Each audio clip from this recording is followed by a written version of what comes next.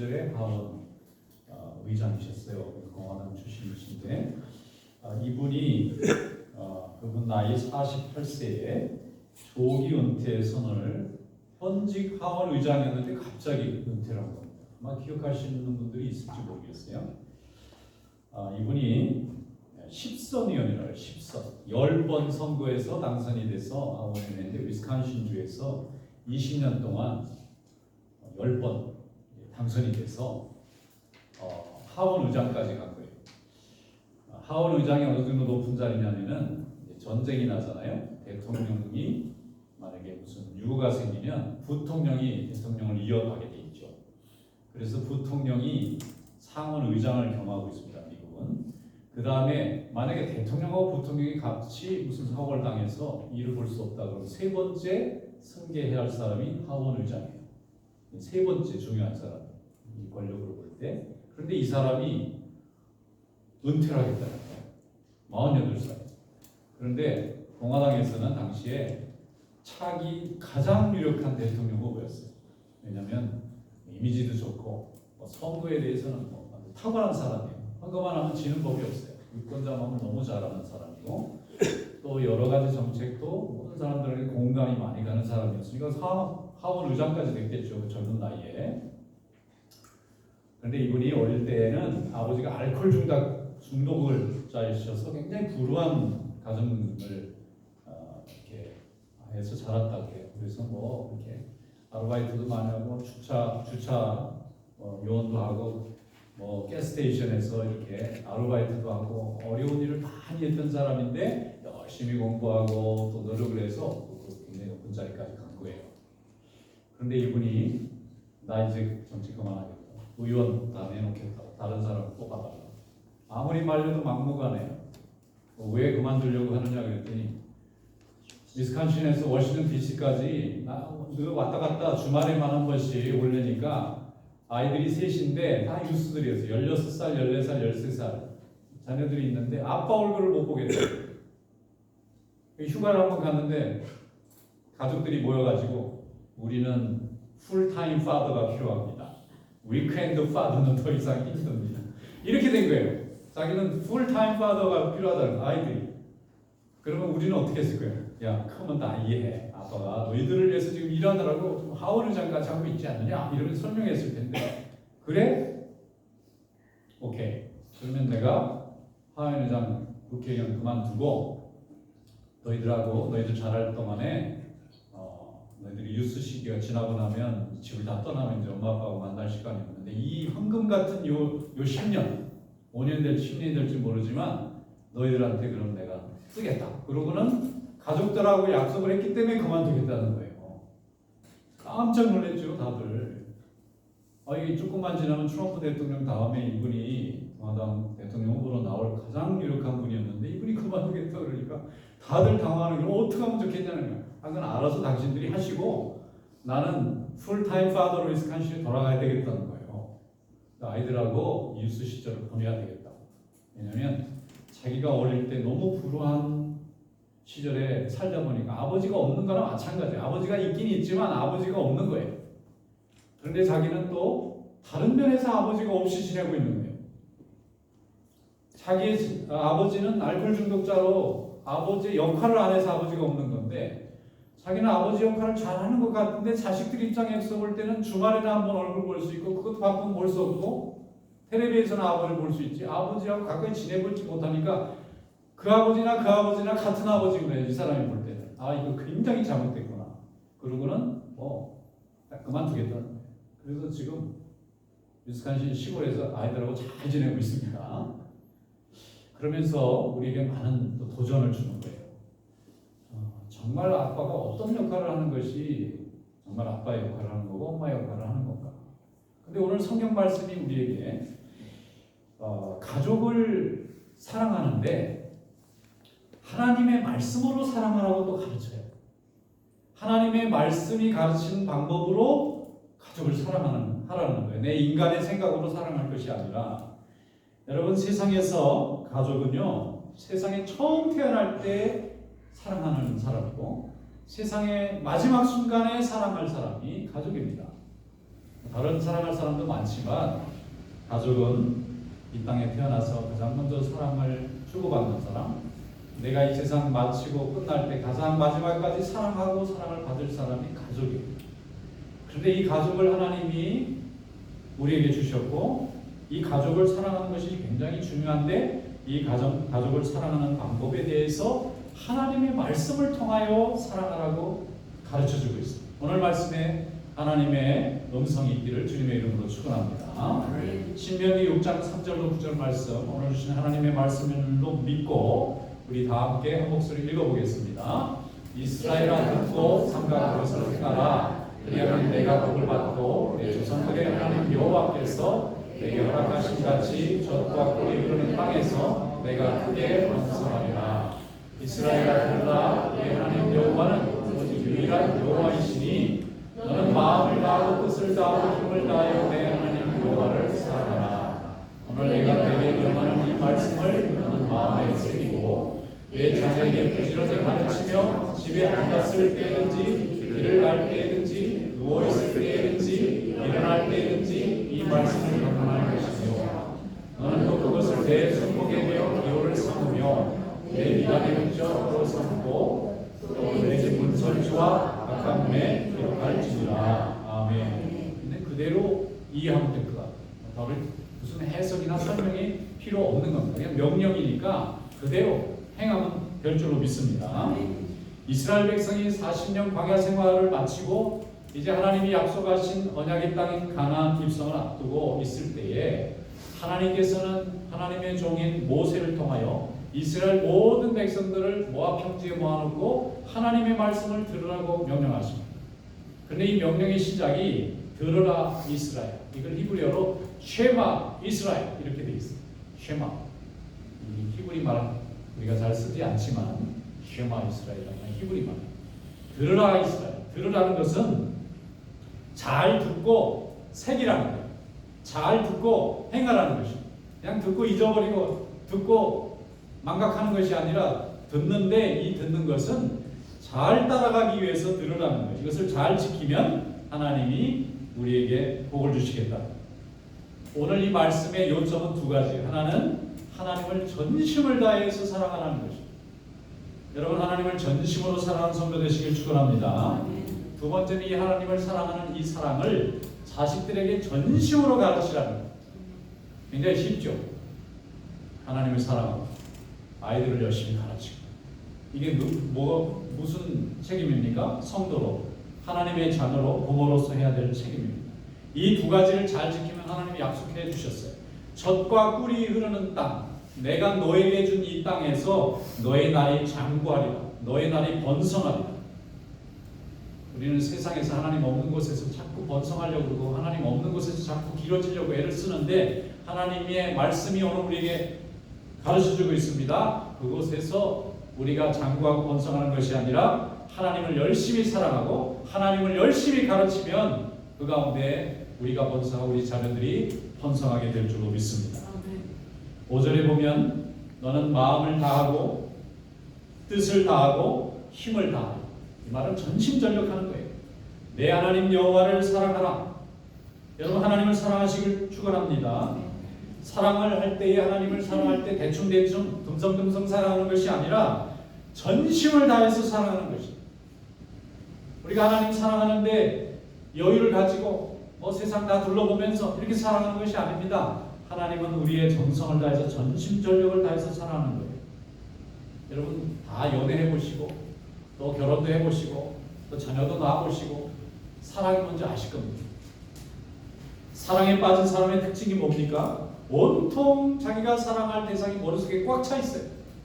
다른 게 비집고 들어올 여유가 없어요. 마음이 온통 그 사람으로 가득 차 있습니다. 연애할 때는 내가 사랑하는 사람이 생기면 아침 저녁으로 그 사람 생각밖에는 없어요. 가득 차 있습니다. 그리고 함께 있고 싶어하고 시간을 같이 보내고 싶어합니다. 사랑하면 그렇게 되어 있어요. 하나님을 사랑하면 하나님이 가득 차 있고 하나님의 말씀과 함께 살고 싶은 마음으로 충만해집니다. 이게 사랑하는 사람의 특징이고 사랑이 없는 사람은 없는 거예요. 마음에 하나님이 없고 하나님을 향한 말씀이 없습니다.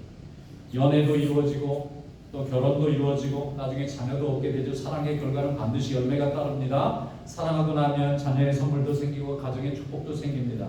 그래서 하나님을 사랑하면 똑같이 우리가 정성과 마음을 다해서 사랑하면 신앙생활에도 반드시 열매가 따릅니다. 우리의 심령이 부흥합니다. 우리의 헌신이 부흥합니다. 하나님의 능력을 경험하고 은혜를 경험하고 하나님이 동행하시는 아름다운 고백이 날로 날로 열매 맺게 됩니다. 주의 자녀들이 열심히 하나님을 사랑하면 가정이 부흥합니다. 생명이 부흥합니다. 교회가 부흥하고 이웃이 부흥하고 하나님 안에서 모두가 축복받는 삶을 살게 될 줄로 믿습니다. 하나님의 사랑은 이렇게 세상을 회복시키고 우리의 생명을 회복시키는 하나님의 특별한 섭리와 터치가 있는 거예요. 그래서 하나님께서 우리에게 하나님을 사랑하라고 말씀합니다. 이게 명령이나 강요나 의무가 아니고요.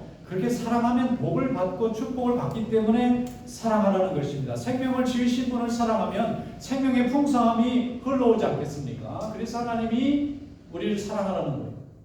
믿음이 없는 사람은 하나님의 명령을 자꾸 거부합니다. 명령인 줄 알고 강요인 줄 알고. 그런데 하나님은 복의 근원이시기 때문에 우리가 하나님을 사랑하면 저절로 복의 문이 열리고 복이 흘러서 내게 옵니다. 그래서 하나님이 사랑하라고 하는 것입니다. 3절 말씀에 보면 이스라엘아 듣고 삼가 그것을 행하라. 그리하면 내가 복을 받고 내 조상들의 하나님 여호와께서 내게 허락하심 같이 젖과 꿀이 흐르는 땅에서 내가 크게 번성하리라.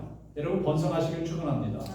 시간이 갈수록 번성하는 게 좋죠. 자꾸 쪼그라드는 것보다 자꾸 늘어나고 자꾸 많아지고 자꾸 커지는 것이 좋지 않습니까? 우리 믿음이 그렇고 우리 자녀들이 그렇게 되면 얼마나 좋겠어요. 이 세상에서 우리가 자녀들처럼 사랑하는 자가 어디 있습니까? 그런데 우리 자녀들이 세상에서 번성할 수 있기를 축원합니다. 그러려면 열심히 하나님을 우리가 먼저 사랑하고 다음에는 우리 자녀들에게 우리가 사랑한 그 하나님 그들도 사랑할 수 있도록 열심히 가르치시기를 축원합니다. 지금 G7 정상회의가 일본에서 열리는데 G7은 세계에서 힘센 나라 7개를 뽑아가지고 자기들끼리 회의하는 거예요. 그렇게 생각하면 쉬워요. 그런데 거기 한국 대통령이 초청을 받아서 갔는데 이번에 우크라이나 대통령 젤렌스키 대통령도 초청을 받아가지고 둘이 또 만났네. 우리 좀 도와달라. 전쟁 중인 우리나라 좀 도와달라. 그러니까 우리 윤 대통령이 도와주겠습니다. 이래가지고 도와주긴 했어요. 우리가 도와주겠다면 별 효과가 없지만 대통령들이 도와주겠다면 큰 효과가 있어요. 그래서 뭐 지뢰 제거하는 무슨 장비도 많이 보내주고 뭐 응급차도 많이 보내주고 직접 무기는 뭐 공격 무기는 공급할 수 없지만 이렇게 보조해 주는 것은 도와주겠다는 거예요. 지난 70년 동안 제2차 세계대전 이후에 전 세계 거의 200개 나라가 합의를 본 게 하나 있어요. 유엔을 만들자. 그중에 앞장선 나라가 영국입니다. 미국도 패전국은 뭐 명함을 내밀 수가 없습니다. 승전국끼리 유엔을 만들자. 그래서 가급적이면 세계대전 같은 일은 다시 하지 말자. 1차 세계대전, 2차 세계대전이 20년 사이에 열려가지고 인류가 거의 1억 명 이상 목숨을 잃었어요. 그것뿐만 아니라 이거 아무리 명분이 있는 일이라도 이 전쟁이라는 건 정말 피해야 되겠다. 그래서 만들었거든요. 평화가 한 70년 정도 되니까 이제 전쟁 없는 시대가 되겠구나. 그래가지고 모든 나라들이 군수산업을 다 접었어요. 70년 동안 무기 만들던 산업을 다 없애버렸어요. 그래서 무기를 구할 수가 없는 거예요. 뭐 미국이나 몇 나라나 무기를 만들지 대부분 나라들이 만드는 거 무기도 다 공장 다 없애버리고 기술자도 다 이제 다른 거 민간 사업을 하라고 다 보내주다 보니까 전쟁이 나기 시작했지 않습니까? 다른 나라 전쟁은 별로 중요하지 않은데 러시아가 전쟁을 일으키면 중요한 거예요. 왜냐하면 냉전이 다시 시작된 거예요. 그러니까 다시 무기를 만들어야 되는 거예요. 그런데 무기도 없고 포탄도 없고 저장해놓은 것도 없고 기술자도 이제 다 배운 사람이 없으니까 난리에 포탄이 모자랐어요. 그런데 그 70년 동안 남들은 무기도 안 만들고 포탄도 저장해 안 해놓고 기술도 개발 안 했는데 거꾸로 간 나라가 하나 있어요. 거꾸로 간 나라. 한국입니다. 왜냐하면 이 북한하고 싸워야 되는데 북한은 정규군이 200만 명이 넘어요. 이 엄청난 군대가 남쪽으로 다시 한번 남침을 하면 얼마나 큰일 나겠어요. 그러니까 최대한 이걸 막으려면 무력을 좀 비축해 놔야 된다 그래서 한국만 군수산업과 기술이 엄청난 발전을 했어요. 이번에 전쟁 나가지고 1년 동안 포탄을 쏟아보니까 러시아도 그렇고 우크라이나도 그렇고 포탄이 다 바닥났어. 여러분 전쟁이 나도 포탄을 많이 쏘지 않습니까? 그런데 세상의 모든 포탄이 다 동인하고 미국에 있는 포탄도 다 떨어졌어요. 포탄이 모자라서 어떡하지 그랬더니 한국에 포탄이 많아. 수십만 발의 포탄이. 그래서 미국이 사갔어. 그리고 또 좀 사자는데 포탄을 하루아침에 만들 수가 없어요. 이거 만들려면 몇 년이 걸리는 겁니다. 뭐 저장하려면 또 이것도 더 많은 세월이 필요한 거예요. 그런데 이렇게 많은 포탄을 가지고 있는 나라가 없어요. 또 한국은 지금 군수산업이 굉장히 발전을 해요. 나라를 지키려고 하다 보니까 이게 기술이 발전해버린 거예요. 지금 생각해보면은 이런 나라를 어느 나라가 쉽게 무너뜨릴 수 있겠어요? 북한이 뭐 핵무기 갖고 한다지만 핵무기 빼면은 상대를 할 수가 없어요. 이 무기의 기술의 발전에 있어서 하나님이 지켜주시라고 믿습니다. 이제는 어떻게 함부로 할 수 없는 굉장히 강한 나라가 됐어요. 군사적으로도 그렇고 경제적으로도 그렇고 외교적으로도 그렇고. 이것이 무엇입니까? 그것은 하나님을 우리 백성들이 열심히 섬기고 그 전쟁과 식민지 고통 속에서도 하나님이 함께 하셔야만 살겠다고 하는 믿음을 가졌기 때문에 하나님이 이 민족에게 주신 복이라고 믿습니다. 그런데 이 믿음이 지금은 약해져 가고 있어요. 너무 가진 게 많고 너무 여유가 있다고 생각하고 너무 자신 있다고 생각하니까 이제 하나님을 안 믿으려고 그래요. 내 힘으로 된 줄 아는 거예요. 이스라엘 백성들에게 하나님께서 모세를 통해서 주신 중요한 말씀이 뭐냐면 너희가 가나안에 가서 축복받고 나면 하나님이 잊어버릴까봐 염려된다는 거예요. 잊어버릴까봐 염려된다는 거예요. 지금이 더 중요한데 지금 이 시기에 더 예수를 잘 믿어야 되는데 이 시기에 예수를 안 믿고 우리는 다 이뤘다 생각하는 순간에 무너지는 거예요. 하나님이 함께하는 우리 민족 될 수 있도록 날마다 기도할 수 있기를 축원합니다. 하나님 앞에 우리가 더욱 정직하고 열심히 신앙생활 잘할 수 있도록 날마다 구하는 성도가 될 수 있기를 축원합니다. 또 우리가 경험하고 체험한 우리 하나님, 우리 민족을 위기 가운데 건져주시고 우리의 가정을 지켜주신 이 하나님의 은혜를, 이 하나님에 대한 지식을 자녀들에게도 아름답게 가르치는 성도가 될 수 있기를 축원합니다. 자녀들이 이 신앙을 잘 배워야 우리 자녀들에게 하나님 주신 이 축복이 장구하게 될 줄로 믿습니다. 그런데 이것을 우리가 멈추면 하나님의 축복도 멈춰질 수밖에 없는 것입니다. 그래서 자녀들에게 믿음을 가르치고 하나님 앞에 예배를 가르치고 하나님께 구하도록 우리가 가르치는 것은 우리 자녀들의 생존과 축복에 직결되는 일이기 때문에 우리 성도들이 열심히 가르쳐야 될 줄로 믿습니다. 나만 믿고 우리 자녀들은 알아서 잘 되겠지. 알아서 잘 되지 않아요. 하나님을 믿는 믿음이 서야 잘 됩니다. 오늘 주신 말씀처럼 열심히 전심으로 하나님을 믿고 전심으로 자녀들에게 가르치고 오늘 이 신명기 6장을 쉐마 이스라엘 이렇게 특별한 제목을 가지고 성경이 이름을 붙여요.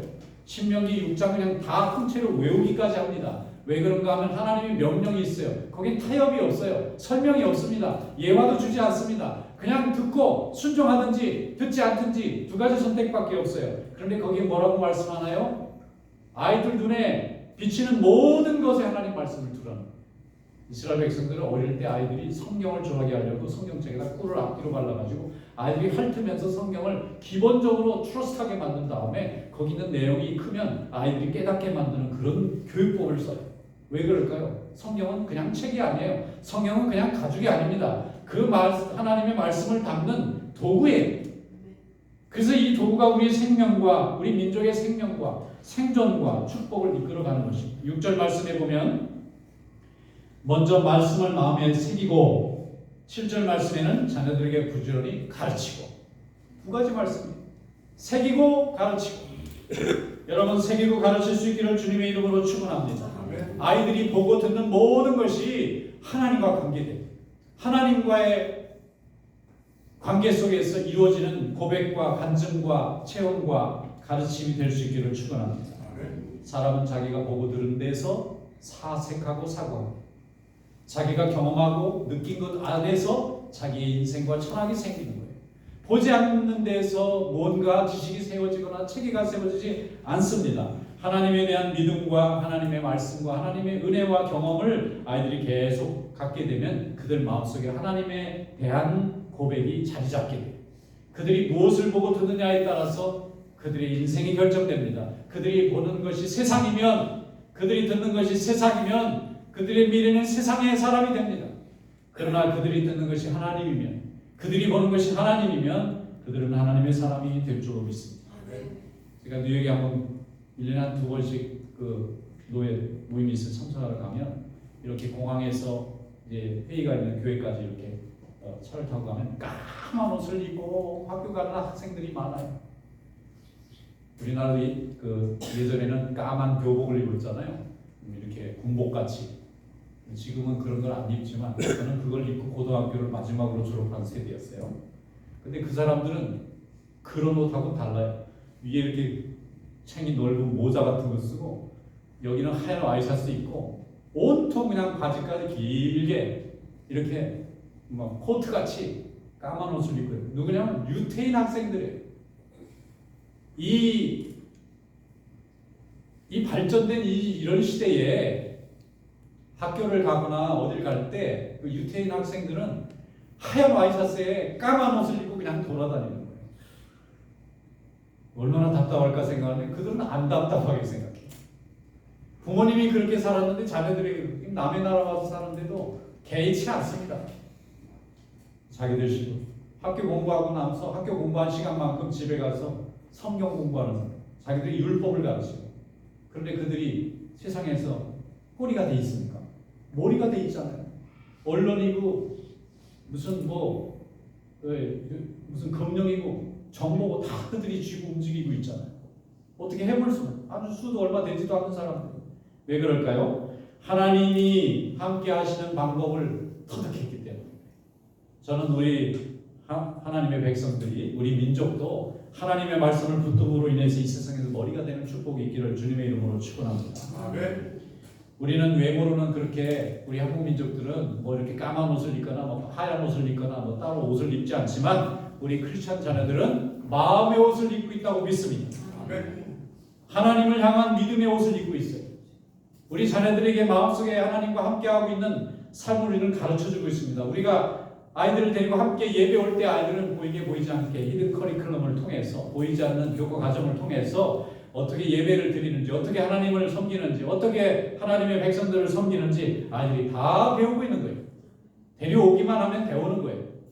따로 설명하지 않아도 아이들이 크면 스스로 하나님의 전에 오도록 되어 있어요. 예배 드리고 기도하고 섬기게 되어 있습니다. 성전 중심의 삶, 예배 중심의 삶, 하나님 앞에 말씀 중심의 삶을 살게 되어 있어요. 이것이 바로 오늘 쉐마가 우리에게 가르쳐주는 교훈인 줄로 믿습니다. 이렇게 신앙교육하면 아이들은 우리가 따라다니면서 보호하지 않아도 하나님이 그들을 따라다니면서 보호하게 되실 줄로 믿습니다. 사도행전 21장 9절에 보면 사도 바울이 예루살렘 교회에 선교복을 하기 위해서 3번의 선교여행을 마치고 돌아가는 길에 가이사라라고 하는 큰 도시를 잠깐 들렸는데 거기에 빌립이라는 집사, 예루살렘의 7 집사 중에 빌립이 있죠. 그 사람이 거기에 이사가서 살고 있었나 봐요. 그 집에 며칠 묵었습니다. 그런데 성경에 21장에 보면 아주 짧은 한 절을 기록하고 있어요. 안 써도 되는 내용이 있어요. 거기 뭐라고 되어 있냐면 빌립에게는 4명의 딸이 있었는데 4명의 딸이 모두 예언하는 자들이었더라. 안 써도 되잖아요. 누가 물어봤어요? 빌립 딸들이 뭐하는 사람인지 물어봤냐고요. 그게 뭐 그렇게 중요해요. 엄청난 선교 역사 중에. 그런데 중요한 거예요. 사도행전을 지은 누가라는 의사는 빌립에 4명의 딸이 있었는데 그들이 모두 예언하는 자라고는, 한 사람도 예외 없이 예언하는 자가 뭡니까? 프로페시잖아요. 하나님의 말씀을 전하는 사람이라는 뜻이에요. 점쟁이란 말이 아니에요. 성경에 점쟁이라는 뜻이 아닙니다. 예언한다는 말은 예언의 은사를 말하는 거예요. 하나님의 말씀을 대언한다는 뜻에 가까워요. 4명의 딸이 모두 성령 충만해서 은사가 있었다는 얘기잖아요.